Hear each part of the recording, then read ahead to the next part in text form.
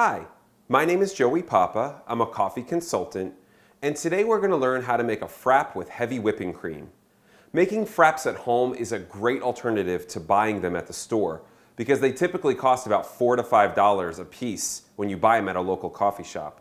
But they could just cost you less than 50 cents if you make them at home.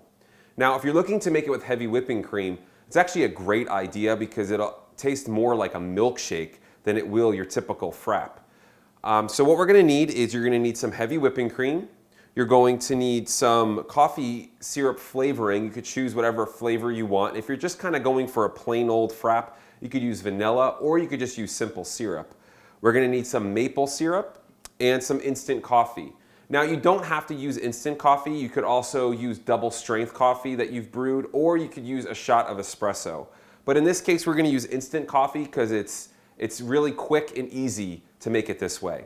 Now, if you don't have instant coffee packets, you can just simply use 2 tablespoons of instant coffee right out of a jar. What we're going to do first is we're going to measure out a full cup of heavy whipping cream.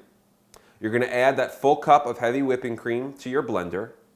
After you've added that, you're going to take a half a cup of maple syrup and pour that into the blender as well. Once you have the half a cup of maple syrup in there with the milk, you're then going to add a half a cup of the coffee flavored syrup of your choice. After that, you're going to add the 2 packets or 2 tablespoons of instant coffee to the top of the wet ingredients. And we do that step last just to ensure that the instant coffee blends in well with the wet ingredients and it doesn't clump to the bottom of your blender. Once you have all those ingredients in there, you're then going to lastly add a full cup of ice. And in this case, we're using a 16-ounce cup of ice. Just take your serving cup and fill it to the top with ice and pour it in the blender. Once you have all the ingredients in there, you're then going to turn your blender on high and let it blend for about 2 to 3 minutes. Check the consistency to make sure that the ice has blended in well with the beverage and that there aren't any ice chunks in the bottom or at the top of the beverage. If there are, you can blend it again for another 30 seconds and keep checking until you get the consistency that you're looking for.